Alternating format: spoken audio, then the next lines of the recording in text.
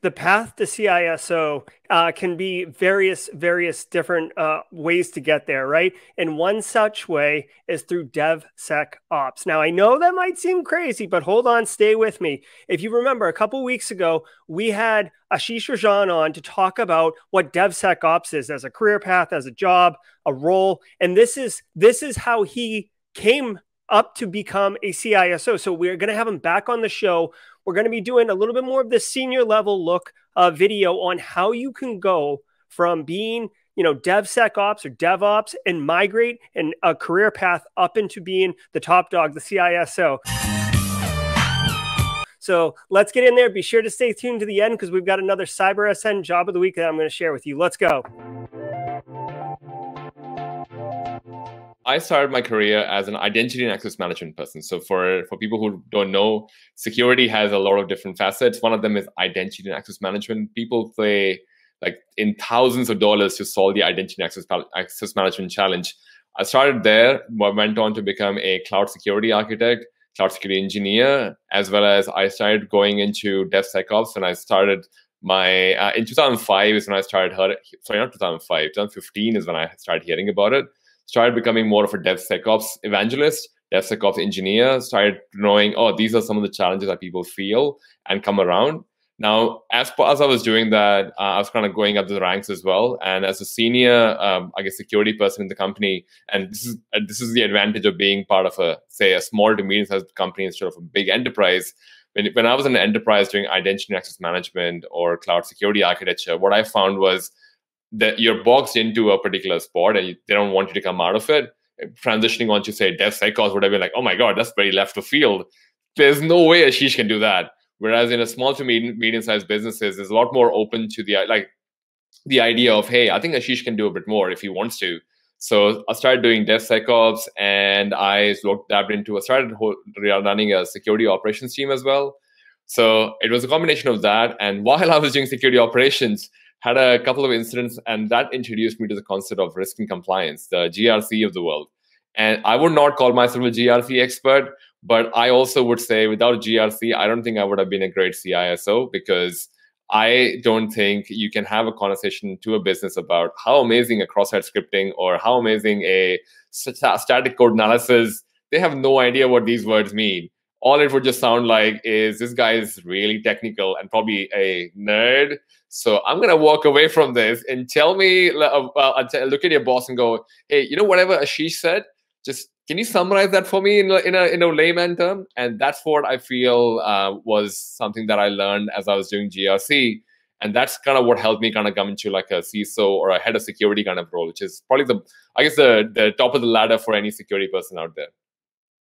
Yeah, it certainly is. And it's really interesting. You kind of hit like serendipity, because you came in as identity and access management. And that is a hot area right now for people who are watching that don't know that. That is a hot area. And really, as we move to the cloud, the idea of zero trust architecture, it's really about securing the identity. So, I mean, you were teed up in a perfect time to be able to move into that DevSecOps and become a cloud architect. But what I wanted to ask you, I agree 100%, not being able to speak to the business. They don't care how awesome your 0 day is or how sick a box you popped or whatever. Like, they want to know dollars and cents financials. So, for someone who is more in like the engineer type, technical role, whether it's DevSecOps or it's a senior SecOps person who is kind of eyeballing that CISO role and wanting to make that change, what would you say? Like, how do they get started with GRC when they're already kind of a more senior technical person? Awesome. It's a great question. And I think the easiest way, and this is what I tell people that I mentor as well, is every organization that you work for usually has a GRC or a risk and compliance department. Now, depending on whether it's a big organization or a small organization, what you might find is there are people who are already doing a lot of compliance activity in the company already. Now, whether it's an ISO 27001 or whether it's a SOC 2. Now, let's take the example of a DevSecOps person or even a cloud engineer. On your day-to-day, you're probably working on, say, either a software development lifecycle, and there are compliance elements in there. Like I'll probably quote an example of ISO 27001, where it's a requirement that you should be doing security testing of the code that you're deploying, some form of verification that you're not introducing vulnerabilities into the production environment. Now, that's a compliance thing. When you go into application security kind of a role or DevSecOps kind of a role, no one tells you, hey, you should, this is like ISO compliance 27001 kind of a requirement. So if you try and identify those people as to, hey, why did we go down the path of doing like a DevSecOps? Is there like a compliance-driven activity, or our CEO really loves security, so he or she just wanted us to do this? So I would say use that as an opportunity to start learning about how your company may be currently doing GRC, because another reason why people go down the path of getting a certification or security certification, which is kind of one of the reasons why people do risk and compliance, is because that's how companies build trust with other customers. So if I say, I don't know, like the Capital One, for example, and I want to work with Bank of America. Now, just because I'm Capital One, they would not trust me. What's that verification or trust that I can produce by myself to say, hey, Bank of America, look at the certificate that I've got from this independent external auditor, which has come in, looked at all my controls, and can verify that I am doing what I'm telling you that I'm doing. I'm giving security as my number one priority. And all these controls, including for DevSecOps people, the application security side, my software development lifecycle is pretty secure.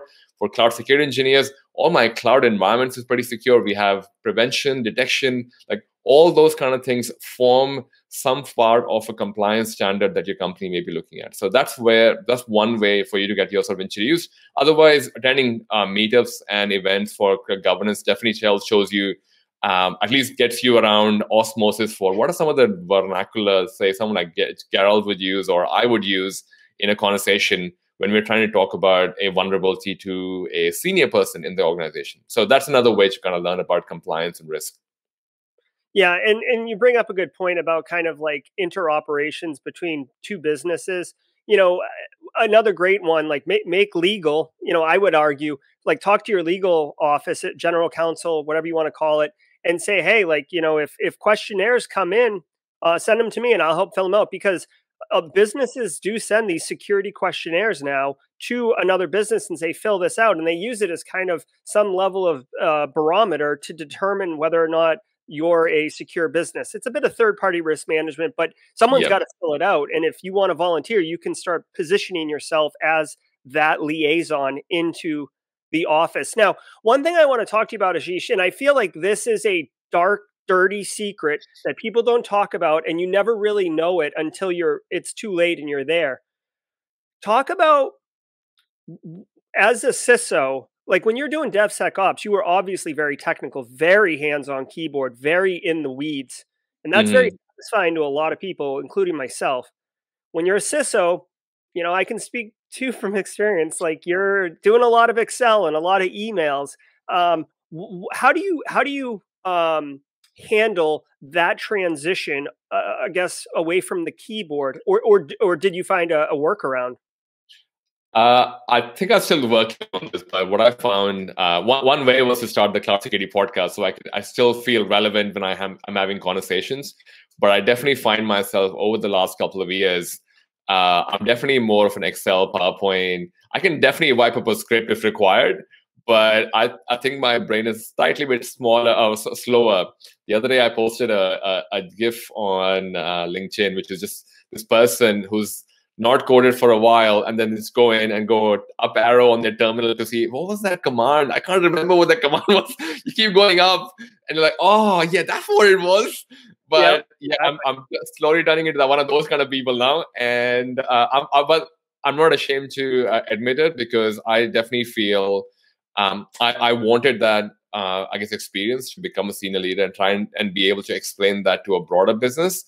And now I do want to call out, if you are someone who's listening to this and going, oh, so I should probably stop doing technical things and move to Excel, I probably would say for that phase of my career, I think there was nothing more that I wanted at that point than be more technical.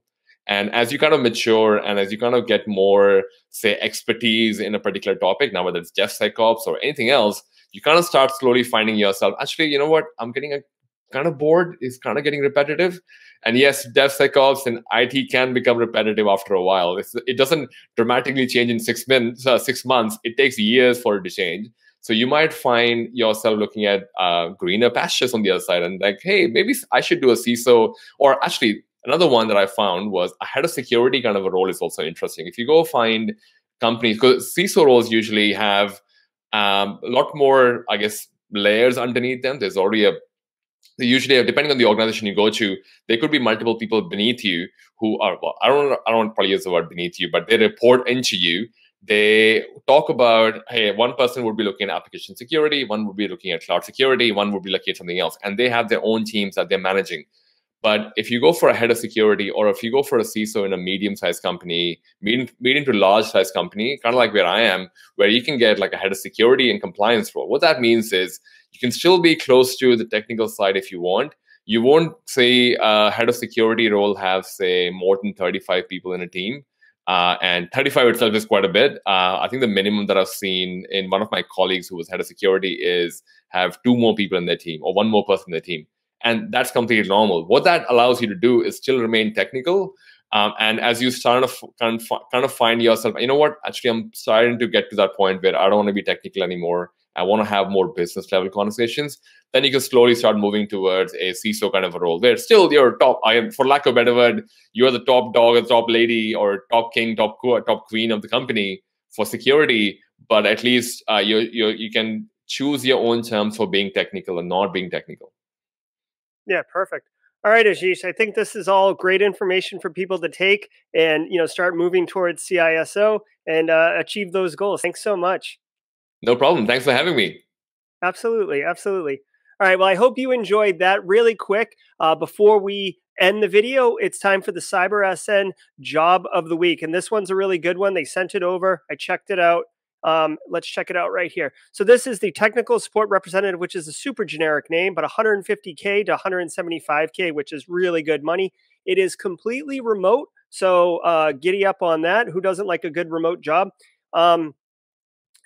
It's basically, if you look at it, it's SecOps work, IR, but also user awareness training. So you can get some of that GRC usage and that SecOps usage. So kind of like what we're talking about with Ashish, kind of balance between governance and really hands in the weeds. And then finally, 40% is also SecOps, running the firewall, SIM, and stuff like that. So if you are working or want to work blue team, or you've got some blue team skills and you want to start pivoting basically into GRC to be able to do CISO work, this is an excellent opportunity. I'll drop a link to the rec in the description. No years of experience minimum requirements. I didn't see any other minimum requirements, so check it out. That's going to do it. If you want to learn more about DevSecOps, check out this video right here of me interviewing Ashish about this role, and have a good time. Okay, until next time, stay secure.